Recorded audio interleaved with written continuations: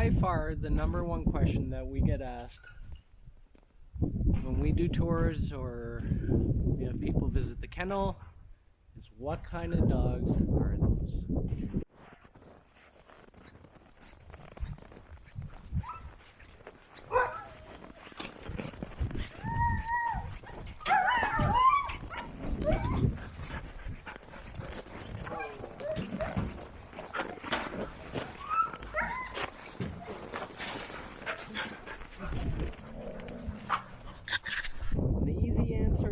They are Alaskan Huskies. Now, I don't think most people really understand what that means, so I thought I would do a video to kind of give you some context to sled dog history and kind of go over some of the basic timelines. So there's two big events or things I think that a lot of people associate with sled dogs, and that is the fur trade and gold rushes. So in particular the Yukon gold rush. Now the way to kind of think about this is you had the fur trade first, and that kind of makes sense just on the basis that in order to do any mineral wealth exploration, processing, that kind of thing, you need a lot of modern infrastructure. So the fur trade started with the Rupert's Land Declaration in 1670, which granted the Hudson's Bay Company exclusive dominion for trading furs on all the drainage basin of the Hudson's Bay, which is an absurd amount of land that it covers. It covers about a third of modern Canada, just to give you some kind of reference. And that Rupert's Land Declaration lasted for 200 years, so 1670 to 1870. And that kind of gives you a really good timeline context, because what you have is the mineral rushes begin right after that. So you have the Yukon gold rush in Ontario, you had the cobalt, silver rush and boom. Then you have Kirkland Lake, Timmins, Sudbury, all kinds of mineral wealth that's found in this part. And this happens after the fur trade. Once the infrastructure is built, that's also when you see the Canadian Crown starting to sign treaties with First Nations, because they saw that this was incoming. So that kind of gives you a timeline of when those mineral rushes and gold rushes happen. So we have 200 years of the fur trade, and then you have the beginning of this kind of wealth exploration, which relies on port cities, railway infrastructure, that kind of thing. Now, where do Alaskan Huskies fit into this? There was always crossbreeding between European dogs and the indigenous dogs that existed for the fur trade for those 200 years. I think when most people think of sled dogs, they think of the Siberian Husky comes to mind, which is a purebred dog, so it's a registered with kennel clubs, there's a standard, that kind of thing. Alaskan Huskies are not a purebred dog. They're essentially a hybridized mutt or landrace. Siberian Huskies came in about 1910s, 20s, and they were brought over into Alaska specifically for racing in the All Alaska Sweepstake.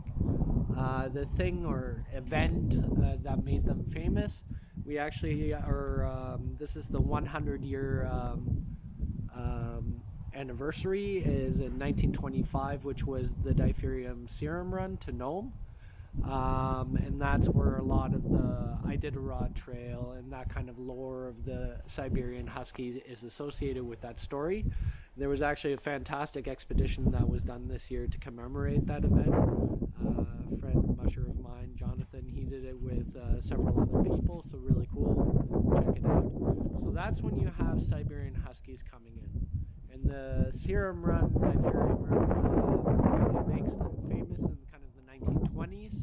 That's when Leonard Seppala goes into the southern U.S. and starts racing, and then you have the kind of golden age of sled dog racing, I would say, in about the 1930s with the Lake Placid Olympics and Emil St. Godard and Leonard Seppala. That's kind of one of the golden ages of the sport.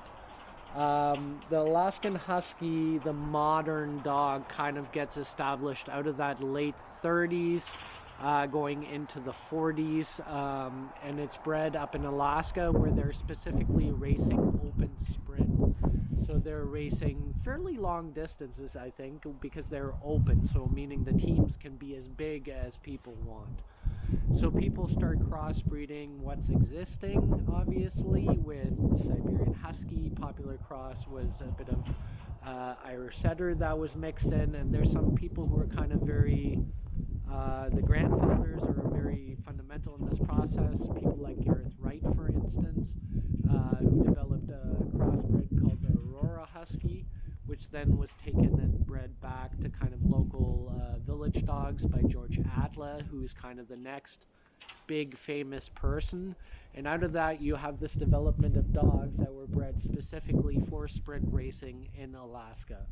And with in the 1970s, you have the creation of the Iditarod sled dog race and kind of long distance racing. Even during the heyday of kind of the 30s, a lot of the races they were racing would actually be considered mid-distance races nowadays, so in kind of 100 to 300 mile category. In the 1970s, you have the beginning of the Iditarod, so 1,000-mile race.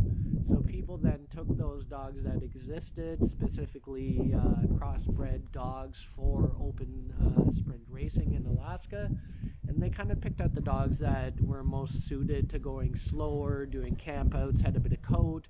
Those were crossbred to kind of some of the more trapline dogs that people still had, and that's how you have the development of the dogs that you see now. And those dogs are fairly spread out, everything from sprint racing to long distance. And you have the development of genetic bloodlines and a distinct genetic marker now. So they've kind of been created outside of the standard kennel club system. There's no closed book. People can still crossbreed them in a sense. So it gives a lot of genetic variety and vigor to the breed, but they do actually have a genetic distinct marker, which is very interesting. So I hope that helps and kind of explains these dogs a bit better, and yeah, hope it answers the question of what is an Alaskan Husky.